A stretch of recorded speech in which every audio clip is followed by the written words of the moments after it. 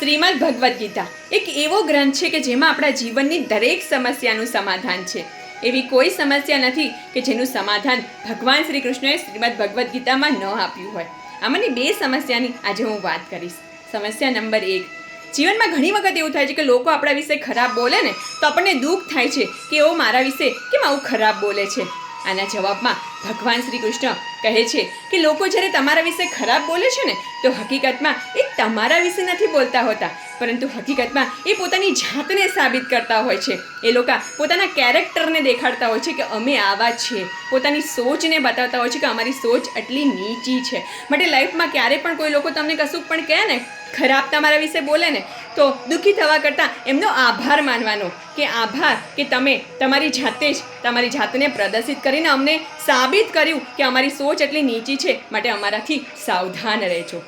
પ્રમુખ સ્વામી મહારાજ અવારનવાર પોતાના વક્તવ્યોમાં આ વાત એક ઉદાહરણ દ્વારા સમજાવતા હતા. તેઓ અવારનવાર કહેતા હતા કે કોઈ લોકો તમને એવું કહે ને કે તમે ગધેડા જેવા છો, તો મનોમન એવું જ વિચારવાનું કે શું મારે ધોળું ચામડું છે, શું મારે પૂંછડી છે, શું મારે ગધેડા જેવા કાન છે?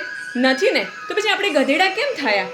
અને બીજી એક વાત, બીજું એક સુંદર ઉદાહરણ છે કે કોઈક તમને એવું કહે ને કે તમે રાવણ જેવા છો, તો મિત્રો એમના રાવણ કહેવાથી આપણી બુદ્ધિ કુબુદ્ધિ નથી થઈ જવાની, અને એમના આપને રાવણ કહેવાથી એ રામ સાબિત નથી થઈ જવાના. મિત્રો, પોતાની જાતને રામ ગણવું સારી વાત છે, પરંતુ પોતાની જાતને રામ ગણવા માટે બીજાને રાવણ સાબિત કરવા ને એ ખોટું છે. આજના સમયનું કડવું સાતત્ય એ છે કે બીજાની ભૂલ હોય ને તો બધા વકીલ બની જાય છે, પરંતુ પોતાની ભૂલ પર સીધા જજ બની જાય છે. સમસ્યા નંબર 2, મિત્રો, ઘણી વખત સંબંધોમાં અણબનાવ થાય ને તો એક પક્ષ જે નમે ને તો સામેવાળા પક્ષને એવું જ લાગે કે એ ખોટા છે ને, કાં તો મારાથી ડરે છે એટલે નમી ગયા છે. તો આના જવાબમાં ભગવાન શ્રી કૃષ્ણ કહે છે કે નમનાર વ્યક્તિ એટલે નથી નમતી કે એને તમારાથી ડર લાગે છે, યા તો એ ખોટું છે, પરંતુ નમનાર વ્યક્તિ એટલે નમે છે કારણ કે એની લાગણી સાચી છે અને એ વ્યક્તિમાં સંબંધ સાચવવાની સમજ તમારા કરતાં વધારે છે.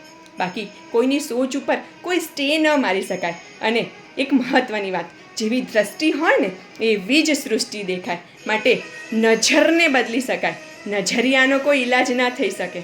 માટે મિત્રો, કોઈક તમારા વિશે ખરાબ બોલે ને તો ક્યારે એવું નહીં વિચારવાનું કે મારા વિશે ખરાબ બોલે છે, પરંતુ તેમનો ધન્યવાદ માનજો કે આભાર કે તમે જાતે સાબિત કર્યું કે અમારાથી બચીને રહેજો.